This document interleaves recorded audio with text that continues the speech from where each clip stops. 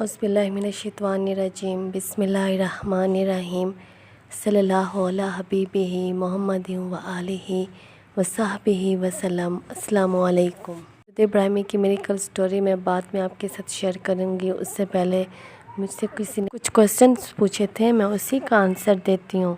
वाकई में दुरूद इब्राहिमी ऐसा दुरूद शरीफ है, ऐसा अमल है, अगर आप मीलों दूर भी पढ़कर किसी भी मकसद के लिए पढ़ेंगे, किसी पे भी आंखें बंद करके तसव्वुर करके दम भी करेंगे तो फ़ौरन असर होगा। अब ये नहीं है कि उसी वक्त असर हो जाए, टाइम तो लगता है। तो फिर इस वजह से बीच में हज़ारों रुकावटें होती हैं, हज़ारों क्या लाखों रुकावटें होती हैं, बंदिशें होती हैं, तावीज़ात हो जाती हैं, या नज़र बद हो जाती है, या साया कुछ भी हो जाता है। तो फिर इस वजह से कोई गुनाह हो जाता है तो बंदिश लग जाती है, तो असर होगा, ज़रूर होगा। क्योंकि दुरूद इब्राहिमी में इतनी तासीर है कि आपकी सोच, मेरी सोच, दुनिया की किसी इंसान की सोच भी वहाँ तक नहीं पहुँच सकती।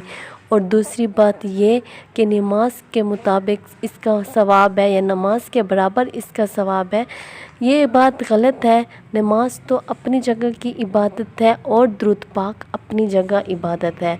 नमाज जो है हम अल्लाह के लिए पढ़ते हैं, नमाज जो है अल्लाह ताला के हुक्म से पढ़ते हैं, वो हमारे ऊपर फ़र्ज़ है। और जो दुरूद पाक है ये दुआ है, हज़रत मोहम्मद सल्लल्लाहु अलैहि वसल्लम के लिए पढ़ते हैं। अल्लाह ताला ने दुरूद शरीफ को इसलिए रखा है क्योंकि हज़रत मोहम्मद सल्लल्लाहु अलैहि वसल्लम को याद किया जाए। उनके एहसानात हमारे ऊपर बहुत है, उनकी मोहब्बत इतनी ज़्यादा है कि स्पेशल चीज़ अल्लाह ताला ने उनके लिए रखी है, और वो है दुरूद शरीफ। दुरूद शरीफ तो एक दुआ है। दुरूद शरीफ ऐसी चीज़ है जो कभी भी रद्द नहीं की जाती। मैं आपको एक ख़ूबसूरत वाक़या सुनाती। बहुत से दोस्त थे, 3-4 दोस्त थे, वो बैठे हुए थे। तो उनके बीच में तब जो खजूरों वाला जो गुच्छा होता है वो रखा गया था, और कहा गया था कि आप लोगों को अल्लाह वाला खजूर चाहिए कि अल्लाह तकसीम करे, या हज़रत मोहम्मद सल्लल्लाहु अलैहि वसल्लम की तकसीम वाले आपको खजूर चाहिए। तो उन दोस्तों ने लालच किया कि हमें तो अल्लाह वाला खजूर की गुच्छे चाहिए, अल्लाह ताला की तकसीम वाले। तो फिर क्या हुआ कि वो जो अल्लाह की तकसीम वाले जो खजूर थे वो किसी एक इंसान के हिस्से में आ गए।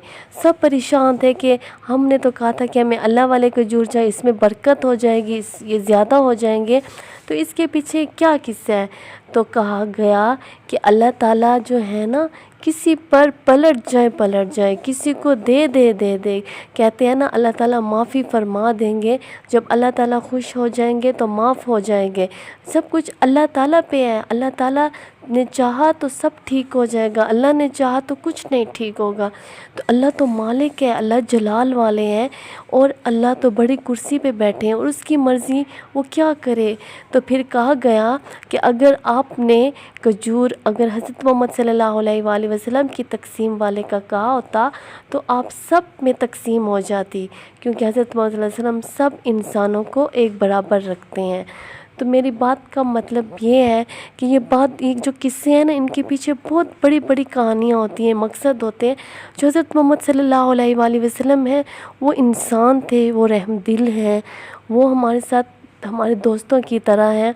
जब आप एक एक बात अपने माँ बाप को बताते हो, माँ को बताते हो, जिस माँ ने तुम्हें पैदा किया, तो उसका कलेजा भी फटता है कि मेरी औलाद पे ये गम ना आए, ऐसा है ना। तो अल्लाह ताला इससे कितनी ज़्यादा हमसे मोहब्बत करते हैं।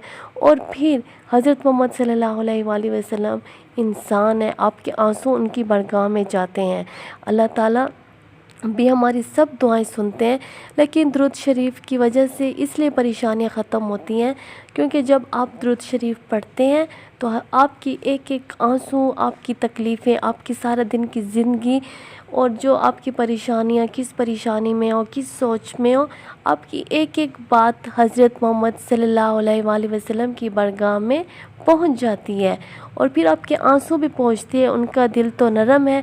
आप ख़ुद सोचें कि जब हज़रत मोहम्मद सल्लल्लाहु अलैहि वसल्लम दुनिया से जा रहे थे, उनकी रूह कब्ज़ करने जब हज़रत इज़राइल अलैहिस्सलाम आए थे, तो फिर उन्होंने कहा था कि मेरी उम्मत, अल्लाह से कहते थे मेरी उम्मत। आखिरी लम्हे में भी उनको अपनी फ़िक्र नहीं थी, उनको अपनी उम्मत की फ़िक्र थी।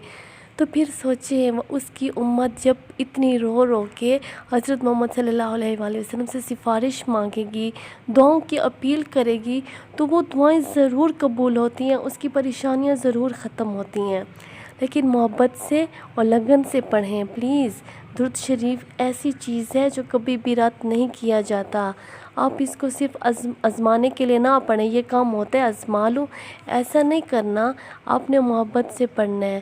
آپ کو نہیں پتہ کہ درود شریف میں کتنے راز چھپے ہیں۔ درود شریف آپ پڑھتے ہیں تو یہ بھی اللہ تعالیٰ کا بہت بڑا احسان ہوتا ہے کہ اس نے آپ کو درود شریف کی طرف آپ کی توجہ لائی، درود شریف کے لیے آپ کے دل میں محبت لائی، آپ کے دماغ میں سوچ لائی۔ یہ بھی ہمارے اللہ رب الکریم کا احسان ہے۔ وہ ہمارے رب ہیں، وہ ہمارے مالک ہیں، وہ ہمارے سردار ہیں۔ اللہ نے جو چاہا۔ ایک انسان تھا، اس نے اپنی ساری زندگی گناہ کیے، ساری زندگی بس عورتوں کے ساتھ، غیر عورتوں کے ساتھ اس کے تعلقات تھے۔ تو آخر میں جب وہ معافی مانگ لیتا ہے تو پھر اللہ تعالیٰ نے اس کی آخری ایک معافی پر اس کو بخش دیتا ہے۔ تو یہ پھر آپ خود سوچیں کہ یہ کیسا ہے؟ اللہ تعالیٰ تو اللہ ہے، اس کی مرضی۔ وہ ساری زندگی جو انسان نیک کام کرتا ہے، نمازیں پڑھتا ہے، دن رات سجدے کرتا ہے، اور اللہ نے چاہا کہ اس کی موت کفر میں بھی ہو جاتی ہے۔ بہت سے ایسے کیسز ہوئے، اتنے بڑے بڑے مولوی ہوتے ہیں، آخر میں ان کا خاتمہ کفر میں ہوتا ہے۔ تو یہ باتیں اپنے دماغ سے نکالو اور اللہ سے دوستی کرو، حضرت محمد صلی اللہ علیہ وآلہ وسلم سے دوستی کر کے رکھو، آپ کبھی بھی ناکام نہیں ہوگے۔ یہ بات اپنے ذہن میں رکھیں، جس نے درود شریف پڑھا، حضرت محمد صلی اللہ علیہ وآلہ وسلم سے دوستی کی، وہ کامیاب ہی کامیاب ہے، اس جہان میں بھی، آخرت میں بھی اور قبر میں بھی۔ میں آپ کو ایک قصہ سناؤں گی انشاءاللہ۔ آج اتنا ٹائم نہیں ہے، میں نے ویڈیو بہت زیادہ لمبی کر لی ہے، اور میں نے ابھی میری کل سٹوری بھی سنانی ہے۔ ایک مولوی کا قصہ ہے اور یہ بڑا خوبصورت قصہ ہے۔ وہ بڑا نیک تھا، بڑا پاکیزہ تھا، اور دن رات عبادت میں رہتا تھا۔ تو اس کے ساتھ آخر میں کیا ہوا، اس کا کس چیز پر خاتمہ ہوا، تو یہ بڑی دکھی بڑی کہانی ہے، یہ بھی میں آپ کو سناؤں گی۔ تو اس وجہ سے کسی پہ انسان نہیں بولنا چاہیے کہ یہ گناہ گار ہے۔ بہت سے لوگ ہوتے ہیں جو گناہ کرتے ہیں، لیکن اللہ تعالیٰ نے اس کا خاتمہ ایمان پہ رکھا ہوتا ہے، اس کی قبر بھی بہت خوبصورت ہوتی ہے، اس کی آخرت بھی خوبصورت ہوتی ہے۔ تو یہ بات کسی کے لیے نہیں کہنی چاہیے، اور یہ بات بھی کسی کے لیے نہیں کہنی چاہیے کہ میں تو بڑا نیک ہوں، میں تو کبھی گناہ کیے ہی نہیں۔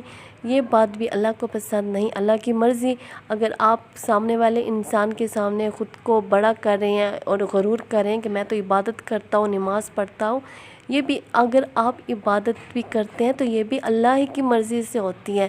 اللہ نے چاہا تو آپ کو نمازوں سے روک بھی سکتے ہیں، اور اللہ نے چاہا تو آپ کو عبادت سے روک بھی سکتے ہیں۔